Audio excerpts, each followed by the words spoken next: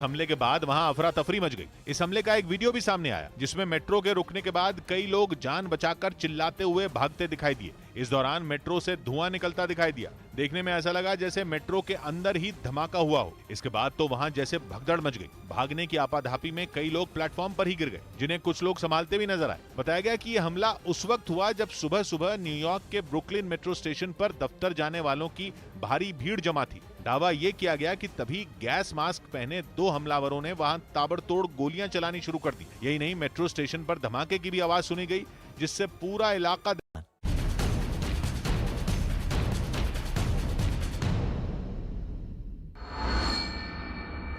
New York शहर में एक मेट्रो स्टेशन पर हुए हमले में 16 लोग बुरी तरह घायल बताए जा रहे हैं और इस हमले के बाद वहां अफरा तफरी मच गई। इस हमले का एक वीडियो भी सामने आया जिसमें मेट्रो के रुकने के बाद कई लोग जान बचाकर चिल्लाते हुए भागते दिखाई दिए। इस दौरान मेट्रो से धुआं निकलता दिखाई दिया। देखने में ऐसा लगा जैसे मेट्रो के अंदर ही धमाका हुआ हो। इसके बाद तो वहां जैसे भगदड़ मच गई। भागने की आपाधापी में कई लोग प्लेटफॉर्म पर ही गिर गए, जिन्हें कुछ लोग संभालते भी नजर आए। बताया गया कि यह हमला उस वक्त हुआ जब सुबह सुबह न्यूयॉर्क के ब्रुकलिन मेट्रो स्टेशन पर दफ्तर जाने वालों की भारी भीड़ जमा थी। दावा ये किया गया कि तभी गैस मास्क पहने दो हमलावरों ने वहां ताबड़तोड़ गोलियां चलानी शुरू कर दी। यही नहीं, मेट्रो स्टेशन पर धमाके की भी आवाज सुनी गई, जिससे पूरा इलाका दहल गया। ये एक बहुत बड़ा हादसा है क्योंकि न्यूयॉर्क का जो ये सबवे स्टेशन है ब्रुकलिन, ये एक बहुत हाई प्रोफाइल एरिया में नहीं है न्यूयॉर्क के, लेकिन इसमें जो अभी घायल हैं और जो क्रिटिकल है, गंभीर है, उनकी संख्या बढ़ रही है।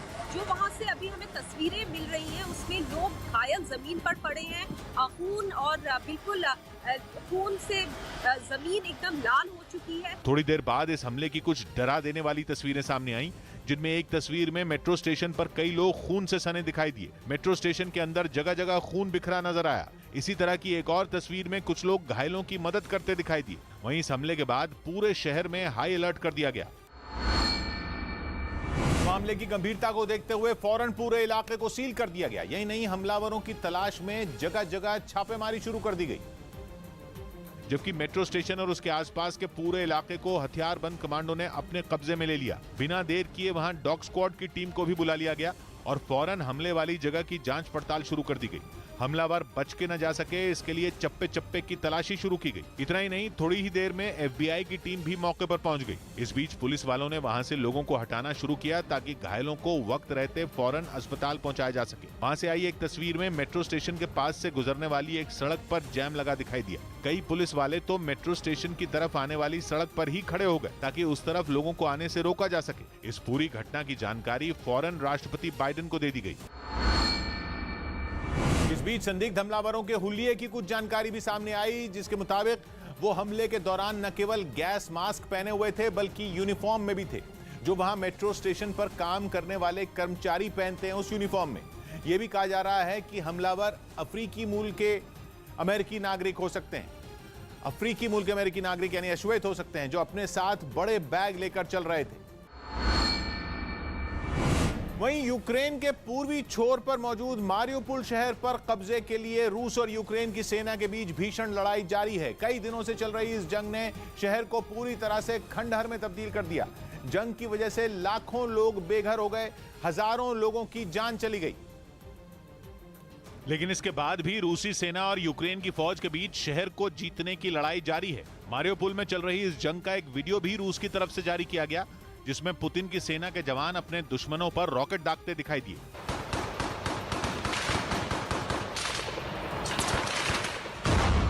इससे पहले कुछ रूसी सैनिक एक इमारत की ओट लेकर यूक्रेन के सैनिकों पर ताबड़तोड़ गोलियां चलाते नजर आए। इस दौरान वहां रॉकेट लॉन्चर के साथ उनका एक साथी भी खड़ा दिखाई दिया। और शहर के बाकी हिस्सों को जीतने के लिए उसके सैनिक लगातार यूक्रेन की सेना पर पूरी ताकत के साथ हमला कर रहे हैं। सिर्फ मारियोपोल ही नहीं बल्कि खार्किव में भी रूस ने यूक्रेन की सेना पर जोरदार प्रहार किया, जिसका एक वीडियो भी उनकी तरफ से जारी किया गया, जिसमें रूसी सैनिक यूक्रेन की सेना पर तोप से गोले दागते नजर आए। इससे पहले रूस का एक सैनिक तोप में गोला डालता दिखा। इस दौरान वहां कुछ और सैनिक भी दिखे जो उस तोप से थोड़ी दूरी पर बैठे थे। इसके बाद एक सैनिक का इशारा मिलते ही तोप से हमला कर दिया गया। यही नहीं, वीडियो के दूसरे हिस्से में रूसी सेना के कई टैंक दनादन गोले बरसाते हुए तेजी से आगे बढ़ते दिखे। टैंकों के साथ साथ रूसी सैनिक भी दुश्मनों पर गोलियों की बौछार करते हुए आगे बढ़ते रहे। उधर खार्किव में यूक्रेन की सेना ने रूस की बारूदी सुरंग वाली साजिश को नाकाम कर दिया। यूक्रेन की फौज को रोकने के लिए रूस ने वहां के एक इलाके में कई जगहों पर लैंडमाइन बिछा दी थी, जिन्हें यूक्रेन के बम निरोधक दस्ते ने नाकाम कर दिया। सामने आई तस्वीरों में दिखा कि एक सड़क पर बिछाई गई बारूदी सुरंग को पूरी सावधानी के साथ नष्ट किया गया। इस दौरान वहां तेज धमाका हुआ। इस कार्रवाई को अंजाम देने से पहले उस इलाके की घेराबंदी की गई, क्योंकि रूसी सैनिकों ने वहां एक दो नहीं बल्कि कई लैंडमाइन बिछाई थी। इसी तरह मकानों के आसपास और खुले मैदान में बिछी बारूदी सुरंगों को भी उड़ा दिया गया। इस काम में यूक्रेन की सेना के जवान भी बम निरोधक दस्ते के साथ जुटे रहे। इस बीच अब रूस के सबसे ताकतवर जंगी हेलीकॉप्टर यूक्रेन के शिकार बनने शुरू हो गए। हालांकि यह पता नहीं चल पाया कि ये ताजा हमले किस इलाके में किए गए, लेकिन इस वीडियो में जोरदार धमाका होता दिखाई दिया और हवा में उड़ते धुएं के बीच हेलीकॉप्टर का मलबा जमीन पर गिरता नजर आया। अपनी इस कामयाबी पर यूक्रेन के जवान जोश में दिखे। इससे पहले जंग के मोर्चे पर तैनात यूक्रेन के सैनिक अपने दुश्मन के इंतजार में बैठे नजर आए। इस दौरान उन्हें रूसी सेना के कुछ लड़ाकू विमान आसमान में उड़ते दिखे।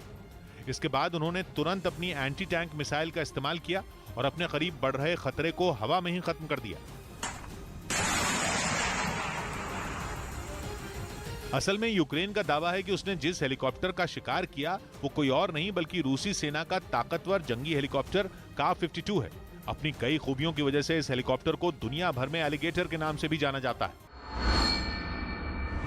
उधर यूक्रेन के डोनेस्क प्रांत में रूस की सेना पर फिर ताबड़तोड़ हमले किए गए। यूक्रेन का दावा है कि उसने जंग के मोर्चे पर पुतिन की आर्मी को काफी नुकसान पहुंचाया और उसके कई टैंकों को भी तबाह कर दिया, क्योंकि यूक्रेन की नजर अब रूसी सेना की गाड़ियों पर है, जिसका मकसद है पुतिन की सेना को जल्द से जल्द पैदल करना।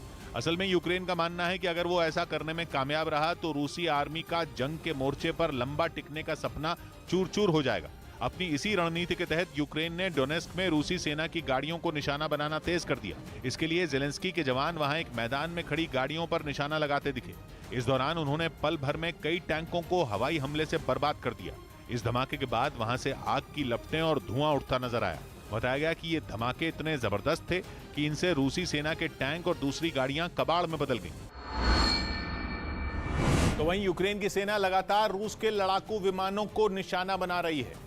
उसने सबूत के तौर पर रूसी विमानों पर हमले का एक वीडियो जारी किया। हालांकि हमला किस इलाके में किया गया इसकी जानकारी नहीं दी गई, लेकिन जो वीडियो जारी किया गया उसमें यूक्रेन की सेना का एक जवान स्टिंगर मिसाइल के जरिए रूस के विमान पर निशाना साधता दिखाई दिया, जिसके लिए वो लगातार अपनी पोजीशन भी बदलता रहा। इस दौरान वहां मौजूद एक दूसरा सैनिक उसे लगातार निर्देश देता दिखाई दिया। तभी मिसाइल दागने को तैयार जवान की बाईं ओर कुछ दूरी पर एक जोरदार धमाका हुआ, जिसे देखकर लगा जैसे उनके काफी नजदीक पहुंच चुके रूसी विमान ने वहां बम गिराया हो। इसके तुरंत बाद यूक्रेन के जवान ने अपने कंधे पर रखी स्टिंगर मिसाइल का ट्रिगर दबा दिया और मिसाइल लॉन्च होने के चंद सेकंड के अंदर धुएं का खतरनाक गुबार उस जवान की ओर आता दिखा। यूक्रेन ने इस तरह के हमलों में रूस के कई लड़ाकू विमानों को तबाह करने का दावा किया। उधर डोनेस्क के एक इलाके में रूस के कुछ टैंकों को उड़ाने के बाद यूक्रेन के सैनिकों ने वहां जश्न मनाया। दावा है कि यूक्रेन की सेना ने मिसाइलें दागकर रूस के टैंकों को तबाह कर दिया, जिसके बाद उन रूसी टैंकों के सामने यूक्रेन के सैनिक अपने हथियारों को हवा में लहराते दिखाई दिए। एक सैनिक तो रूसी टैंकों के नष्ट होते ही आराम करने के लिए जमीन पर बैठ गया। उसने अपने हथियार भी जमीन पर रख दिए। यूक्रेन की तरफ से जारी इस वीडियो में दिखा कि रूसी टैंकों के परखचे उड़ चुके थे। जिस जगह यह हमला किया गया वो बेहद सुनसान इलाका नजर आया। इसके साथ ही मिसाइल हमले की तस्वीरें भी जारी की गईं, जिनमें एक के बाद एक कई रूसी टैंक तबाह होते दिखाई दिए। इस बीच पूर्वी यूक्रेन के लुहांस्क प्रांत में रूस की सेना के हथियारों के एक गोदाम को ध्वस्त कर दिया गया। यूक्रेन की सेना ने दावा किया कि उनकी भारी बमबारी से रूसी सेना को बड़ा झटका लगा और सबूत के तौर पर यूक्रेन की सेना की तरफ से इसका एक वीडियो भी जारी किया गया। यूक्रेन ने लुहांस्क के एक इलाके में बने रूसी सेना के हथियारों के गोदाम पर यह हमला रात के वक्त किया। रात के अंधेरे में यूक्रेन की तरफ से दागे गए रॉकेट एक के बाद एक रूस के हथियारों के गोदाम के पास आकर गिरते नजर आए। जैसे ही रॉकेट जमीन से टकराते वहां तेज धमाके के साथ रोशनी हो जाती। इसी तरह कुछ ही सेकंड में 10 से भी ज्यादा रॉकेट वहां आकर गिरे, जिनमें एक रॉकेट सही निशाने पर लगा और वहां अचानक काफी तेज रोशनी निकली। बताया गया कि यही रूसी सेना के हथियारों का गोदाम था जहां रॉकेट के टकराने के बाद आग लग गई और फिर वहां एक के बाद एक कई धमाके हुए। वहीं रूस के खिलाफ जंग में यूक्रेन की सेना को उसके ड्रोन हमलों से निपटने के लिए नया हथियार मिल गया, जिसके बाद रूसी सेना की टेंशन बढ़ सकती है, क्योंकि यूक्रेन को यूरोप के देश लिथुआनिया से जो EDM-4S एंटी ड्रोन किट मिली है वो हवा में उड़ान भर रहे किसी भी ड्रोन को गिराने की काबिलियत रखती है और जंग के मैदान में तैनात जवानों को जैसे ही कंट्रोल रूम से किसी इलाके में ड्रोन के घुसने की जानकारी मिलती है वो तुरंत हरकत में आ जाते हैं और फिर उन्हें अपनी ओर आ रही मुसीबत से निपटने के लिए निशाना साधकर सिर्फ एक ट्रिगर दबाना होता है, जिसके बाद इस किट से निकली बेहद ताकतवर इलेक्ट्रोमैग्नेटिक पल्स ड्रोन को मिल रहे सिग्नल को चंद सेकंड के अंदर जैम कर देती है और ड्रोन बेकाबू होकर जमीन पर गिर जाता है। दुश्मन ड्रोन के लिए किलर के नाम की पहचान पा चुकी ये किट 1 मिनट में हमले के लिए तैयार हो जाती है। ट्रिगर दबाते ही इससे निकले सिग्नल दुश्मन ड्रोन के हमले को नाकाम कर देते हैं। यूक्रेन के सेना प्रमुख ने इस खास हथियार के साथ एक तस्वीर भी सोशल मीडिया पर साझा की, जिसमें वो और सेना का एक दूसरा अफसर इसे अपने हाथों में पकड़े दिखाई दिए, जिसे खास तौर पर ड्रोन से मुकाबला करने के लिए तैयार किया गया है। इस एंटी ड्रोन किट को इस्तेमाल करना भी बेहद आसान है, क्योंकि दुश्मन के ड्रोन पर निशाना साधकर राइफल की तरह दिखने वाली इस किट का सिर्फ ट्रिगर दबाना होता है, जिसके बाद यह करीब 5 किलोमीटर के दायरे में उड़ रहे किसी भी ड्रोन को गिरा सकती है। करीब 1 मीटर लंबाई वाली इस किट को कंधे पर टिकाकर इस्तेमाल किया जाता है। यही नहीं, सिर्फ 5.5 किलो वजन होने की वजह से इसे आसानी से कहीं भी ले जा सकते हैं और बैटरी की मदद से ये एक बार में बिना रुके करीब आधे घंटे तक काम करती है। इसके बाद बैटरी बदलकर इसे फिर इस्तेमाल में ला सकते हैं। उधर चेक रिपब्लिक के ब्रनो शहर में यूक्रेन के लोगों को गोली चलाने की मुफ्त ट्रेनिंग दी गई।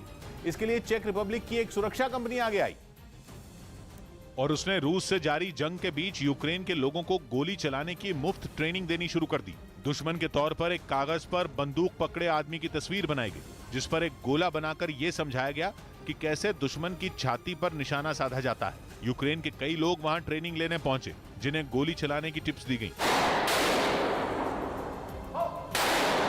ये ट्रेनिंग देने वाली उस कंपनी के मालिक का मानना है कि वो इस तरह यूक्रेन को आजादी दिलाने में उसकी मदद कर सकते हैं। Byl to takový nápad a snaha přispět nějakým dílem. Ukraine के लोगों को ट्रेनिंग देने के लिए बाकायदा उन्हें क्लास दी गई।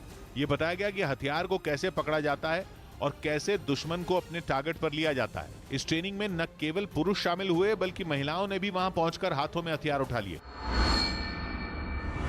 तो वहीं रूस पर कई देशों के प्रतिबंध लगाए जाने के बाद दुबई में उसके कई प्राइवेट जेट फंस गए। खबर है कि दुबई में रूस के कुछ अमीरों के 100 से ज्यादा प्राइवेट जेट फंस गए, जिन्हें दुबई के अलग अलग एयरपोर्ट पर खड़े रखने रूस की मजबूरी बन गई। हालांकि यूक्रेन से जंग छिड़ने के बाद संयुक्त अरब अमीरात ने रूस पर कोई प्रतिबंध नहीं लगाया और अपने सभी दरवाजे रूस के लिए खुले रखे, लेकिन दूसरे कई देशों के प्रतिबंध लगाने की वजह से रूस के वो प्राइवेट जेट उड़ान नहीं भर पा रहे हैं और दुबई में ही फंस गए। बताया जा रहा है कि इन प्राइवेट जेट को प्रतिबंध से बचाने के लिए दुबई भेजा गया था, जो 15 फरवरी के बाद से अप्रैल की शुरुआत तक दुबई पहुंचे थे और वहीं फंस रहे।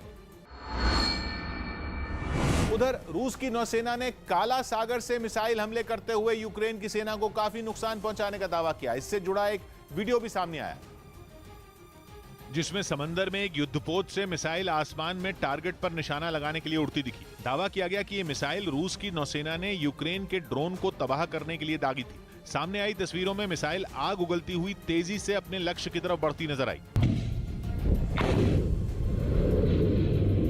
रूसी नौसेना ने लगातार 2 मिसाइलें दागीं, जो हवा में उड़ रहे यूक्रेन के ड्रोन बायरख्तार TB2 पर कहर बनकर टूटी। रूस का दावा है कि यूक्रेन का यह ड्रोन जमीन और समंदर में उसकी सेना पर टारगेट कर हमले कर रहा था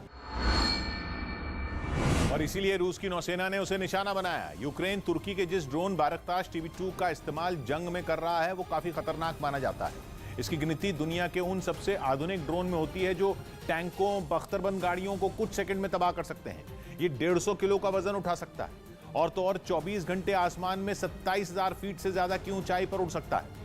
इसका निशाना तो सटीक है ही, ये एयर डिफेंस सिस्टम को भी चकमा दे सकता है। तुर्की का ये ड्रोन सीरिया और लीबिया की लड़ाई में भी अपना लोहा मनवा चुका है।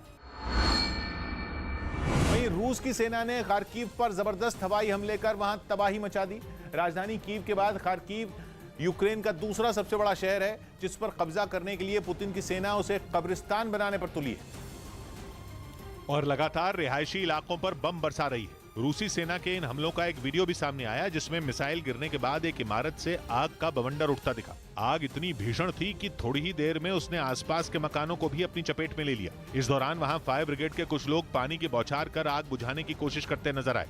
इसी तरह की एक और तस्वीर शहर के एक दूसरे इलाके से सामने आई। वहां भी रूसी सेना की बमबारी की वजह से भयानक आग लग गई, जबकि उससे निकलने वाले धुएं के गुबार ने पूरे इलाके को ढक लिया। हमले की खबर मिलते ही फौरन वहां फायर ब्रिगेड की कई टीमें पहुंचकर आग बुझाने में जुट गईं। मिसाइलों और बमों से हुए इन हमलों की वजह से पूरा शहर खंडहर में तब्दील हो गया। हर तरफ सिर्फ तबाही और बर्बादी ही नजर आई।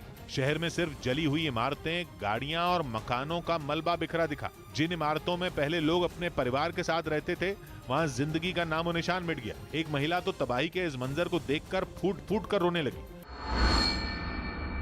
क्योंकि कल तक जिस मकान में ये महिला अपने परिवार के साथ रहती थी वो मलबे का ढेर बन चुका था। रूस की तरफ से किए गए इन हवाई हमलों में अब तक 5 लोगों की मौत हो चुकी है।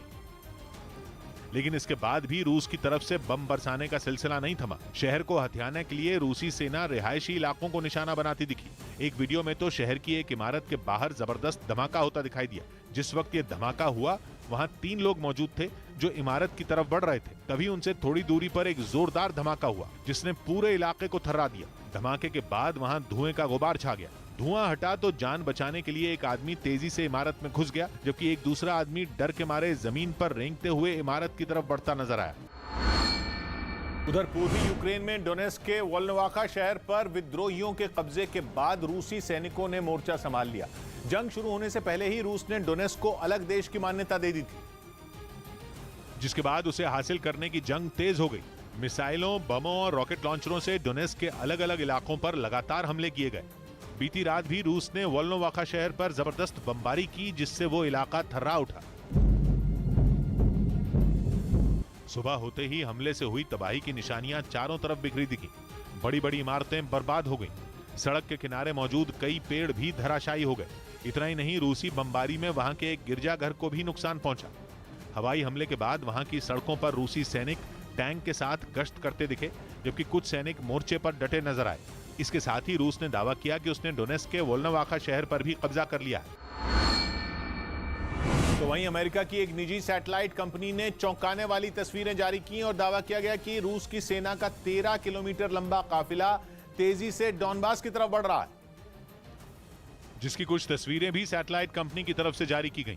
तस्वीरों में सेना की गाड़ियों का एक लंबा काफिला साफ दिखा। इस काफिले में रूस की फौज की बख्तरबंद गाड़ियां और कई टैंक शामिल हैं। ये काफिला इतना लंबा है कि किसी एक भी तस्वीर में पूरा काफिला एक साथ नहीं दिख पाया, लेकिन कहा यह गया कि सैकड़ों गाड़ियों के इस काफिले की लंबाई 13 किलोमीटर है। तस्वीरें वेलिकी बुर्लुक नाम के शहर की बताई गई। ये शहर यूक्रेन के उत्तर पूर्व में है, जो रूस के बॉर्डर से केवल 30 किलोमीटर की दूरी पर है। बताया गया कि यह काफिला रूस से यूक्रेन में दाखिल हुआ और डॉनबास की तरफ बढ़ता हुआ देखा गया। मतलब साफ है कि पूर्वी यूक्रेन में रूस और ताकत झोंकना चाहता है। डॉनबास को पूरी तरह अपनी मुट्ठी में बंद करने के लिए पुतिन के पास कोई बड़ा प्लान है। पहले से पूर्व में सबसे भीषण हमले झेल रही यूक्रेन की फौज की चुनौती बढ़ने वाली है। और शायद इस बात की खबर यूक्रेन के राष्ट्रपति ज़ेलेंस्की को भी पहले से थी, इसलिए उन्होंने ये कह दिया था कि आने वाला एक हफ्ता यूक्रेन के लिए बेहद अहम है। और ये वो वक्त है जब पूर्वी यूक्रेन में कुछ निर्णायक हो सकता है। पिछले कुछ दिनों में वैसे भी रूस की फौज ने अपनी पूरी ताकत पूर्वी और दक्षिणी यूक्रेन में ही लगाई है। इन इलाकों में रूस की फौज के हमले पिछले कुछ दिनों में कई गुना बढ़े हैं। लगातार आसमान से बरस रही मिसाइलों से लोगों को सावधान करने के लिए सायरन बजाए जा रहे हैं। ज़ेलेंस्की पहले ही लोगों से ज्यादा सतर्क रहने की अपील कर चुके हैं। अब माना यह जा रहा है कि ज्यादा फौज को पूर्वी यूक्रेन में पहुंचाने के पीछे रूस का प्लान कहीं ज्यादा खतरनाक है।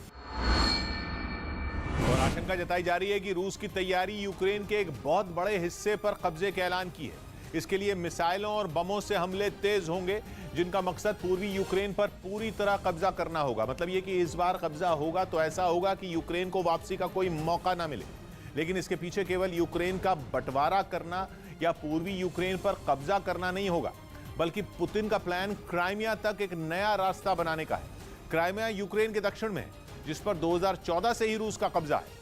अब माना जा रहा है कि पुतिन की कोशिश पूर्वी यूक्रेन पर कब्जा करके क्राइमिया तक एक नया रूट बनाने की है, ताकि काला सागर का इस्तेमाल एक पोर्ट के तौर पर बड़े पैमाने पर किया जा सके। ऊपर से पूर्वी यूक्रेन को बाकी के यूक्रेन से काटते ही कारोबार के लिहाज से यूक्रेन पूरी तरह लाचार हो जाएगा।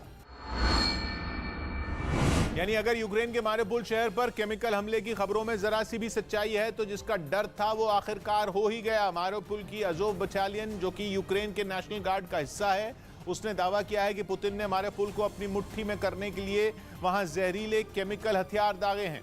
हालांकि ये कौन सा केमिकल हथियार है ये वो साफ नहीं हो पाया है, लेकिन कहा जा रहा है कि वो इतना खतरनाक था कि यूक्रेन के सैनिक और आम लोगों का सांस लेना मुश्किल हो गया। और वो ऐसे छटपटाने लगे जैसे बिन पानी कोई मछली।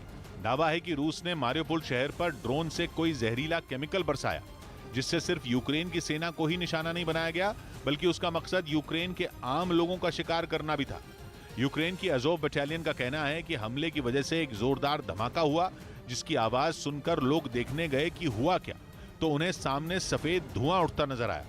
इससे पहले कि किसी को कुछ समझ आता, अचानक लोगों के शरीर में गड़बड़ी होने लगी। उन्हें ऐसा महसूस होने लगा मानो उनके शरीर से जान निकल रही हो, क्योंकि वो चल फिर ही नहीं पा रहे थे। दावा है कि जिन लोगों ने रूस के केमिकल हमले के धुएं में सांस ली, उनके शरीर में जहर घुल गया।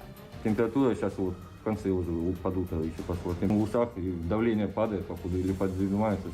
सामने आई तस्वीरों में रूस के केमिकल हमले की जद में आई एक महिला तो बिस्तर पर किसी जिंदा लाश की तरह नजर आई। Практично не міг вдохнути. वैसे एक दिन पहले ही ब्रिटेन के रक्षा मंत्रालय ने कहा था कि उसके पास ऐसी खुफिया जानकारी है जो दावा करती है कि रूस मारिउपोल में अपना झंडा फहराने के लिए वहां बेहद घातक फास्फोरस बम जैसे केमिकल हथियार बरसा सकता है। यही वजह रही कि जैसे ही रूस के मारिउपोल में जहरीला केमिकल हथियार चलाने की खबर सामने आई तो ब्रिटेन तिलमिला गया और इस खबर का सच पता लगाने में जुट गया। उसकी विदेश मंत्री लिज ट्रस ने तो सीधी धमकी दी कि अगर मारिउपोल में केमिकल हमले की खबर सही निकली तो पुतिन को अंजाम भुगतना होगा। वहीं अमेरिका भी खबर की पुष्टि करने में जुटा है। एक दिन पहले यूक्रेन के राष्ट्रपति वोलोदिमीर ज़ेलेंस्की ने भी मारिउपोल में केमिकल हमले का शक जताया था। असल में रूस के मारिउपोल में केमिकल हमले की खबर को दम इसलिए भी मिल रहा है क्योंकि इस हमले से कुछ घंटे पहले ही पूर्वी यूक्रेन के डोनेस्क इलाके में यूक्रेन से लड़ रहे रूस के समर्थन वाले विद्रोहियों के एक प्रवक्ता ने केमिकल हथियारों के इस्तेमाल को जरूरी बताया था। लेकिन सवाल यह है कि मारिउपोल शहर पुतिन के लिए इतना अहम क्यों है? जंग की शुरुआत से ही रूस ने मारिउपोल को गोले, मिसाइलें और रॉकेट दागकर तबाह कर दिया है। मारिउपोल इतना बर्बाद हो चुका है कि वहां कब्जा करने के लिए कुछ खास बचा नहीं है, लेकिन फिर भी रूस मारिउपोल के पीछे हाथ धोकर पड़ा है। क्यों? तो इसकी वजह है मारिउपोल की खास लोकेशन। मारिउपोल दक्षिण पूर्वी यूक्रेन का शहर है, जिसके दक्षिण में है क्राइमिया और पूर्व में है डॉनबास कहलाने वाले यूक्रेन के डोनेस्क और लुहांस्क के वो इलाके जिन्हें रूस आजाद देशों की मान्यता दे चुका है। ये दोनों इलाके रूस की सीमा से लगते हैं। अब क्राइमिया पर 2014 से रूस का कब्जा है और डोनेस्क और लुहांस्क में जिन अलगाववादियों ने बीते 8 साल से यूक्रेन की सरकार से जंग छेड़ी हुई है, उन्हें भी रूस का समर्थन है।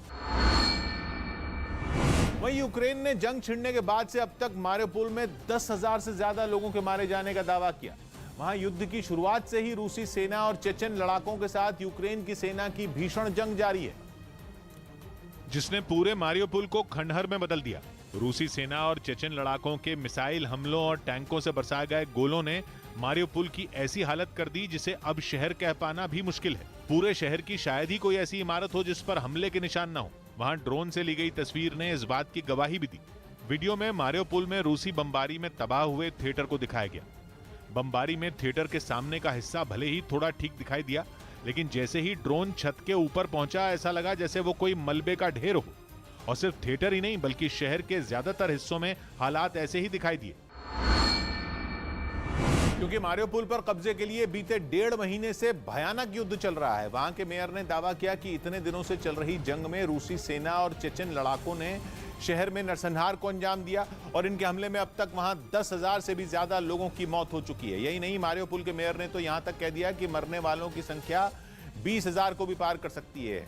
उन्होंने आरोप लगाया कि रूस की सेना मदद लेकर आने वालों को शहर में नहीं आने दे रही, क्योंकि उन्हें डर है कि इससे शहर के भीतर उनकी सेना के नरसंहार का सच सामने आ जाएगा।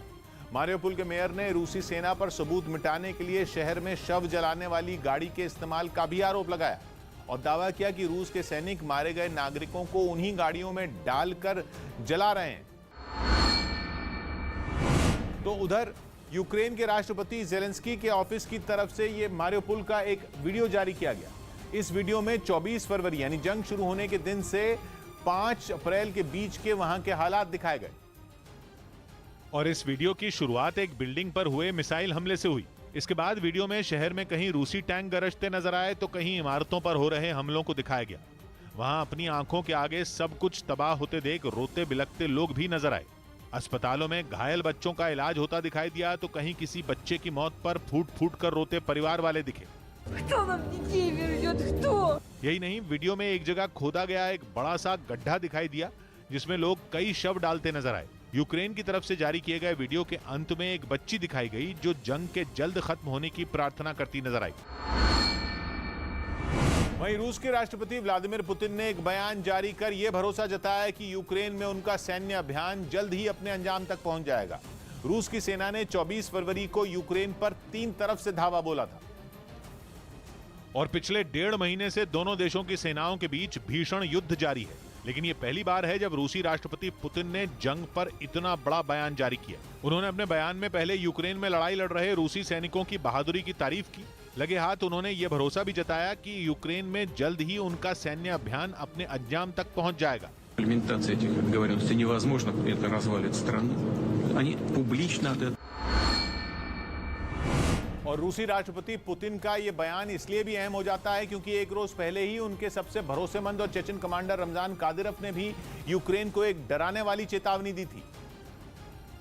और उन्होंने ये ऐलान किया था कि जल्द ही कीव पर रूस की सेना का कब्जा होगा। यूक्रेन को धमकी देने के लिए रमजान कादिरोव ने बाकायदा एक वीडियो भी जारी किया था जिसमें उन्होंने ये तक कह दिया कि रूसी सेना के साथ मिलकर चेचन लड़ाके यूक्रेन के अलग अलग शहरों पर पूरी ताकत से हमला करेंगे। सिर्फ शहर ही नहीं बल्कि गांवों को भी निशाना बनाया जाएगा। मतलब ये कि आने वाले दिनों में यूक्रेन में और खून खराबा होगा। Луганск и Донецк, но полностью в первую очередь. वहीं रूस ने क्रूज मिसाइल से हमले कर यूक्रेन के एक सैन्य ठिकाने को तबाह करने का दावा किया। इसका एक वीडियो भी उसकी तरफ से जारी किया गया जिसमें रात के अंधेरे में युद्धपोत से कुछ मिसाइलें उड़ती दिखी। फिर एक के बाद एक कई मिसाइलें आसमान को चीरती हुई अपने टारगेट की ओर बढ़ती नजर आईं। दावा किया गया कि इन क्रूज मिसाइलों ने यूक्रेन के एक सैन्य ठिकाने को पूरी तरह बर्बाद कर दिया। रूस ने यूक्रेन के किस हिस्से में यह हमला किया इसकी जानकारी उनकी तरफ से नहीं दी गई।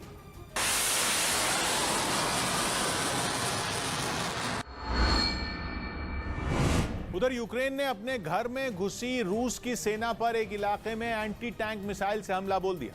जिस next generation light anti tank weapon से रूस की बख्तरबंद गाड़ी पर निशाना साधा गया वो इस तरह की गाड़ियों पर ऊपर से सीधे मार करने की क्षमता रखती है, जिसका फायदा यूक्रेन ने उठाया और यूके से मिली इस एंटी टैंक मिसाइल से दुश्मन को टारगेट पर ले लिया।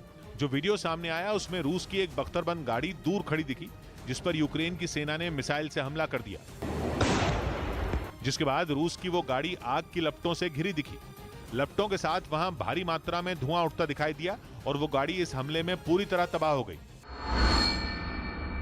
इसके बाद यह कहा जा रहा है कि रूसी राष्ट्रपति व्लादिमीर पुतिन कभी भी फिनलैंड पर हमले का आदेश दे सकते हैं। यही नहीं, उन्होंने फिनलैंड को सबक सिखाने के लिए मिसाइल सिस्टम के साथ भारी संख्या में सैनिकों को सीमा की तरफ रवाना भी कर दिया। मतलब ये कि आने वाले दिनों में रूस फिनलैंड पर भी हमला बोल सकता है। सबूत के तौर पर एक वीडियो भी सामने आया जिसमें रूसी सेना के ट्रकों का एक काफिला फिनलैंड सीमा की तरफ बढ़ता दिखा। सड़क पर एक के पीछे एक कई ट्रक लाइन से जाते नजर आए। ट्रकों के इस काफिले की वजह से सड़क पर जैम जैसे हालात बन गए। जंग की यह नौबत इसलिए आई क्योंकि रूस फिनलैंड और स्वीडन को लगातार चेतावनी दे रहा था कि अगर उन्होंने नेटो की सदस्यता ली तो अंजाम खतरनाक होगा। और लगातार रूस फिनलैंड और स्वीडन को चेतावनी देता रहा कि वो किसी भी सूरत में नेटो में शामिल न हो और वो उससे फासला बना ले, लेकिन दोनों देशों ने नेटो की सदस्यता लेने का अपना फैसला और पक्का कर लिया जिसकी रूस को उम्मीद नहीं थी। फिनलैंड रूस की पश्चिमी सीमा पर है और इस वजह से दोनों देशों के बीच करीब 1300 किलोमीटर का लंबा बॉर्डर है। लेकिन अगर फिनलैंड नेटो का सदस्य बना तो इस सैन्य संगठन की फौज बिल्कुल रूस की सीमा पर तैनात हो जाएगी। जबकि स्वीडन से रूस का जमीनी बॉर्डर तो नहीं लगता लेकिन समुद्री सीमा जरूर जुड़ती है। स्वीडन और फिनलैंड दोनों पड़ोसी देश हैं जो रूस के पश्चिमी छोर पर हैं। दोनों ही देश पिछले कुछ महीनों में नेटो की तरफ झुकते हुए दिखे हैं और इसी सर्वे के आधार पर फिनलैंड और स्वीडन ने भी दावा कर दिया कि वो नेटो की सदस्यता हासिल करेंगे। जबकि रूस लगातार दोनों देशों को यह बताने की कोशिश करता रहा कि उनके इस फैसले का अंजाम बेहद खतरनाक होगा, जिसका फिनलैंड और स्वीडन को पहले ही आभास हो चुका था। लेकिन जब रूस ने फिनलैंड की सीमा पर अपने सैनिक भेजे तो यह बात साफ हो गई कि देर सवेर एक और जंग छिड़ सकती है, जिसे देखते हुए फिनलैंड ने करीब 2000 सर्वेलेंस ड्रोन खरीदने का फैसला लिया ताकि रूस के साथ जंग होने पर इनकी मदद से पुतिन की सेना को सबक सिखाया जा सके। यह भी तय है कि अगर जंग छिड़ी तो सीधा टकराव नेटो और रूस के बीच होगा, जो विश्व युद्ध से कम नहीं होगा। इसीलिए फिनलैंड में लंबे वक्त से जंग की तैयारियां भी चल रही हैं। अब तो यूक्रेन की जंग भी फिनलैंड के सामने एक मिसाल के तौर पर मौजूद है। दावा यह है कि फिनलैंड पिछले कुछ महीनों में बंकर बनाने के काम पर तेजी से लगा हुआ है। वहां पर करीब 50,000 बंकर बनाए जा चुके हैं। कोशिश यह है कि अगर जंग की नौबत आई तो फिनलैंड के आम लोगों की जान बचाई जा सके। हर बंकर काफी बड़ा है, इतना बड़ा कि एक बंकर में करीब 100 लोग आसानी से रह सकते हैं। ऐसे बहुत सारे बंकर दूसरे विश्व युद्ध के वक्त यूरोप के लगभग सभी देशों में बनाए गए थे। मतलब यह है कि फिनलैंड के 50,000 बंकरों में 50 लाख लोगों को ठहराया जा सकता है, जो फिनलैंड जैसे देश के हिसाब से काफी बड़ी संख्या है। फिनलैंड की कुल जनसंख्या ही करीब 55 लाख के करीब है। और उसकी इस तैयारी का मतलब यह है कि वो रूस से टकराने के लिए पूरी तैयारी कर रहा। उधर यूक्रेन में जारी जंग के बीच रूस के राष्ट्रपति व्लादिमीर पुतिन ने अंतरिक्ष में नया मोर्चा खोलने का ऐलान कर दिया, जिसके लिए वो यूक्रेन के खिलाफ युद्ध शुरू होने के बाद पहली बार मॉस्को से बाहर किसी आधिकारिक दौरे पर निकले। और रूस के पूर्वी किनारे पर बस्तोचनी में बने स्पेस सेंटर पर पहुंचकर उन्होंने अंतरिक्ष अभियान की तैयारियों को परखा। इस दौरान बेलारूस के राष्ट्रपति लुकाशेंको भी उनके साथ नजर आए, जिनके साथ पुतिन ने आने वाले अंतरिक्ष अभियानों पर अहम बैठक की और कोल्ड वॉर का हवाला देते हुए साफ कर दिया कि कोई भी प्रतिबंध रूस के अंतरिक्ष अभियान को नहीं रोक सकता। Все сделали в условиях полной изоляции технологической. Добились таких грандиозных успехов. और इसके लिए पुतिन ने नई रणनीति भी तैयार कर ली है, जिसके तहत रूस अंतरिक्ष में परमाणु ऊर्जा के लिए तकनीक तैयार करने के साथ ही अपने स्पेसशिप को और आधुनिक बनाने पर काम करेगा। और इस पर जरूरी रिसर्च के लिए वो इसी साल अगस्त में चंद्रमा के लिए नया मिशन लॉन्च करेगा। यही नहीं, रूस ने अंतरिक्ष अभियान में बेलारूस को भी अपना साझेदार बनाने का ऐलान कर दिया, जिसने यूक्रेन के खिलाफ जंग में हर कदम पर उसका साथ दिया है। और यही वजह रही कि पुतिन ने बेलारूस के स्पेस इंफ्रास्ट्रक्चर को इतना मजबूत करने का भरोसा दिया कि वो अपने दम पर अंतरिक्ष तक पहुंच बना सकेगा, जिसके लिए रूस की स्पेस एजेंसी बेलारूस के अंतरिक्ष यात्रियों को अपने स्पेसक्राफ्ट उड़ाने की ट्रेनिंग भी देगी। उधर रूस ने अप्रैल में कच्चे तेल की बिक्री का एक नया रिकॉर्ड बना दिया, जिससे साफ हो गया कि अमेरिका और यूरोपियन यूनियन के प्रतिबंधों से रूस की सेहत पर कोई फर्क नहीं पड़ा, बल्कि उसे नए सिरे से अपनी अर्थव्यवस्था को मजबूत करने का मौका मिल गया। समुद्र के रास्ते होने वाले कच्चे तेल के ट्रांसपोर्ट पर नजर रखने वाली एक एजेंसी ने इससे जुड़े आंकड़े जारी किए। बताया गया कि 2022 में इस वक्त रूस के तेल का एक्सपोर्ट सबसे ऊंचे स्तर पर है। मतलब ये कि यूक्रेन पर आक्रमण से पहले वो जितना तेल एक्सपोर्ट कर रहा था, अब उससे भी ज्यादा तेल विदेशों में भेज रहा है। ये सब अमेरिका और यूरोपियन यूनियन के प्रतिबंधों के बावजूद है। ऊपर से कच्चे तेल की महंगाई ने रूस को और ज्यादा मालामाल कर दिया। वहीं अमेरिका का साथ देने के चक्कर में जापान ने बैठे बिठाए अपने लिए एक बड़ी मुसीबत खड़ी कर ली। जापान के सामने बिजली और गैस का बड़ा संकट खड़ा हो सकता है, जिसकी वजह है रूस से कोयले का इंपोर्ट बंद करने का ऐलान। जापान लगातार यूक्रेन पर हमले के मामले में रूस के खिलाफ बोलता रहा है। जापान के एनर्जी सेक्टर का कुछ रूस की कंपनियों में बड़ा निवेश है। रूस का विरोध करने के बावजूद जापान ने अपना निवेश बनाए रखने का फैसला किया, लेकिन कोयले का इंपोर्ट बंद करने का फैसला ले लिया। इसके अलावा भी कुछ कड़े प्रतिबंधों का ऐलान जापान की तरफ से किया गया। अब जापान को डर सता रहा है कि रूस पलटवार करते हुए नेचुरल गैस की सप्लाई बंद कर सकता है। अगर ऐसा हुआ तो जापान की मुसीबत कई गुना बढ़ जाएगी। जापान के पास नेचुरल गैस का कोई बहुत बड़ा भंडार नहीं है। जापान के पास केवल 3 हफ्ते की नेचुरल गैस को रखने की ही क्षमता है। इसलिए जापान की सरकार ने सभी कंपनियों को आदेश दिया है कि अपना स्टॉक जितना जमा कर सकते हो अभी कर लें, क्योंकि अभी तक जापान को गैस की सप्लाई बंद नहीं हुई है। इसलिए अभी रिजर्व को पूरी तरह भरने का मौका है। दूसरा आदेश यह दिया गया है कि अगर रिजर्व के भरने के बाद भी गैस बचे तो उसे एक्सपोर्ट करने की गलती ना करें, बल्कि जापान की ही दूसरी कंपनियों को नेचुरल गैस की सप्लाई कर दी जाए ताकि ज्यादा से ज्यादा स्टॉक रिजर्व में रखा जा सके। हालांकि जापान के लिए परेशानी यह भी है कि वहां पर नेचुरल गैस का कुछ इस्तेमाल बिजली बनाने के लिए भी होता है। मतलब अगर गैस की सप्लाई ठप होती है तो बिजली के उत्पादन पर भी असर पड़ेगा। ब्रिटेन के रहने वाले यूक्रेन के एक सैनिक ने रूस की फौज के सामने सरेंडर कर दिया और उसने ऐसा करने के पीछे अपनी मजबूरी भी बताई। बताया गया कि एडन असलिन नाम का ये जवान 2018 में यूक्रेन गया था और खबर है कि वो वहां पहुंचा तो था अपने प्यार के लिए, उस लड़की के लिए जो निकोलेव की रहने वाली थी, लेकिन वहां पहुंचकर एडन असलिन यूक्रेन की सेना में भर्ती हो गया था। बताया गया कि उसे यूक्रेन की फौज में शामिल हुए सितंबर में 4 साल हो जाएंगे, लेकिन उससे पहले एडन ने दुश्मन के सामने घुटने टेक दिए। एडन असलिन ने बताया कि मारियोपोल को रूस से बचाने के लिए यूक्रेन की फौज ने अपनी पूरी जान लगा दी, लेकिन अब ना उसके पास खाना बचा है और ना गोला बारूद। उसने सरेंडर करने को अपनी मजबूरी बताया। Russian forces have continued to target the civilian areas where we're not located. माना जा रहा है कि ये सरेंडर मारियोपोल में रूस के ड्रोन से केमिकल हथियार गिराने की खबर के बाद हुआ। बताया गया कि जब एडन असलिन अपने देश को रूस के कब्जे से बचाने के लिए जंग के मैदान में उतरा, उन्हीं दिनों में उसे अपनी शादी रचानी थी। एडन असलिन इससे पहले सीरिया में आतंकी संगठन ISIS के खिलाफ लड़ चुका है। बताया जा रहा है कि मारियोपोल में हालात इतने खराब हो चुके हैं कि अब तक वहां करीब 10,000 लोगों की मौत हो चुकी है और सड़कों पर शव जहां तहां पड़े हैं। तो वहीं यूरोप के देश लिथुआनिया की प्रधानमंत्री ने जंग से तबाह यूक्रेन के बोरोद्यांका का दौरा किया। ये वो इलाका है जहां रूस की सेना पर जानबूझकर रिहायशी इलाकों को निशाना बनाने का आरोप लगा था।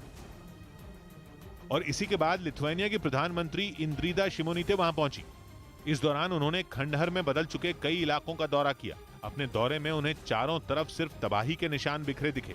दावा है कि रूसी मिसाइलों के हमले में ये इमारतें मलबे के ढेर में बदल गईं, जबकि जो इमारतें बच गईं वो भी लोगों के रहने लायक नहीं बची।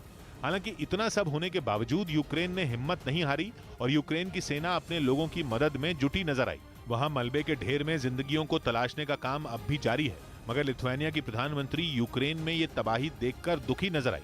And I was witnessing only a small part of evidence of the crimes against humanity.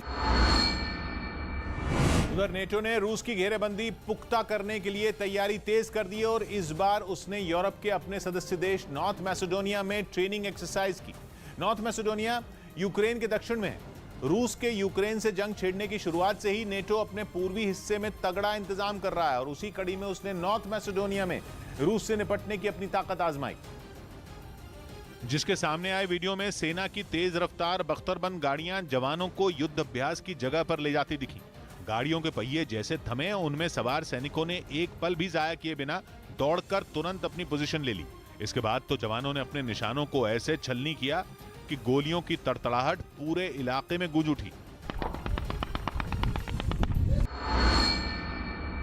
तुर्की का बारकताश ड्रोन यूक्रेन के लोगों के लिए इतना मशहूर हो गया कि इस पर एक गाना बना दिया गया जो सोशल मीडिया पर वायरल हो रहा है और अब तक लाखों लोग इसे देख चुके हैं। यूक्रेन के एक शख्स ने इस गाने को यूट्यूब पर डाला था, जिसके बाद इसे पसंद करने वालों की तादाद लाखों में पहुंच गई।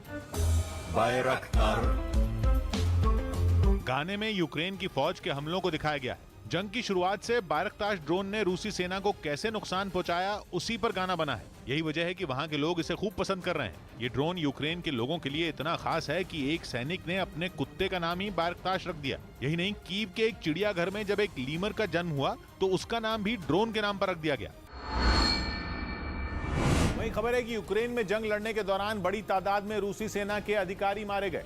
दावा किया गया कि युद्ध में जान गंवाने वाले हर 5 रूसी सैनिकों में एक अधिकारी हैं। और यही वजह रही कि रूस को बार बार जंग की रणनीति में बदलाव करना पड़ा, क्योंकि युद्ध में डटी रूसी टुकड़ियों के कई अधिकारियों को यूक्रेन ने निशाना बना लिया। इसके बाद रूसी सैनिकों का न कोई सुनने वाला रहा और न ही उन्हें कोई सही आदेश देने वाला ही बचा। नौबत यहां तक आ गई कि कई दिनों तक राजधानी कीव को घेरे रखने के बाद भी रूसी सेना को पीछे हटना पड़ गया, जिसकी बड़ी वजह बताई गई रूसी सेना में अधिकारियों की भारी कमी। पुतिन की सबसे बड़ी प्रॉब्लम यह है कि एक तरफ जहां युद्ध लंबा खिंचता चला जा रहा है, वहीं दूसरी तरफ उनके एक एक करके टॉप कमांडर इस युद्ध में मारे जा चुके हैं। कई इलाके तो ऐसे हैं जहां सेना को आदेश देने के लिए कोई कमांडर ही नहीं है। क्योंकि दावा है कि जंग में जीत हासिल करने की रूसी सैनिकों की रणनीति फेल हो गई। ऐसा इसलिए क्योंकि रूस के मुताबिक जंग शुरू होने के बाद से अब तक उसके करीब 1200 सैनिक मारे जा चुके हैं और मरने वालों में 20% सेना के बड़े अधिकारी हैं। मतलब ये कि हर 5 में एक बड़ा अधिकारी। इनमें 7 जनरल और 9 कर्नल रैंक के अधिकारी भी शामिल हैं, जो यूक्रेन के खिलाफ युद्ध में रूसी सेना की अगुवाई कर रहे थे। इतना ही नहीं, इस युद्ध में मारे गए रूसी अधिकारियों में 31 मेजर और 155 कैप्टन और लेफ्टिनेंट रैंक के अधिकारी हैं। बताया गया कि इतनी बड़ी संख्या में अधिकारियों को खोने की वजह से पुतिन की सेना को अचानक युद्ध की रणनीति में बदलाव करना पड़ा। इस बीच यूक्रेन में रेप के आरोपों में घिरे रूसी जवानों का मुद्दा संयुक्त राष्ट्र तक पहुंच गया। यूक्रेन में मानवाधिकारों के लिए काम करने वाली एक संस्था ने दावा किया कि रूसी सैनिक जान से मारने की धमकी देकर बलात्कार करते हैं और जिसका खमियाजा वहां की महिलाओं और लड़कियों को भुगतना पड़ रहा है। दावा तो यहां तक किया गया कि बच्चों और परिवार के सामने ही सैनिक रेप करते हैं। यूक्रेन में बढ़ रहे ऐसे मामलों की रोकथाम के लिए वहां के मानवाधिकार समूह ने एक हेल्पलाइन भी जारी की और दावा है कि काफी लोगों ने रूसी सैनिकों की इस पर शिकायत की। We have 9 cases of rape by Russian soldiers in the temporary occupied towns and villages. तो उधर यूरोपियन जूनियर कार्टिंग चैंपियनशिप में हिस्सा लेने वाला 15 साल का रूसी खिलाड़ी अर्चम सेवरियुखिन नाजी सलामी देने पर गिर गया। यूक्रेन पर हमले की वजह से रूस पर पाबंदी लगी है, इसलिए रूस का यह खिलाड़ी इटली की तरफ से इस चैंपियनशिप में मैदान में उतरा, लेकिन जीत दर्ज करने के बाद वो विवादों में फंस गया, जिसका एक वीडियो भी सामने आया जिसमें साफ दिखा कि इनाम लेने के लिए जैसे ही वो पोडियम पर चढ़ा, उसने नाजी सलामी देकर लोगों का अभिवादन किया। इसके बाद वो ठहाके लगाकर हंस पड़ा। ये देख उसके साथ खड़े दूसरे खिलाड़ी भी हैरान रह गए। हालांकि अर्चम सेवरियुखिन की ये सलामी उस पर भारी पड़ गई, क्योंकि इसके बाद उस पर प्रतिबंध लगाने की मांग उठने लगी। उधर इस प्रतियोगिता को आयोजित करने वाली संस्था FIA यानी इंटरनेशनल ऑटोमोबाइल फेडरेशन ने इस पूरे मामले की जांच कराने की बात कही।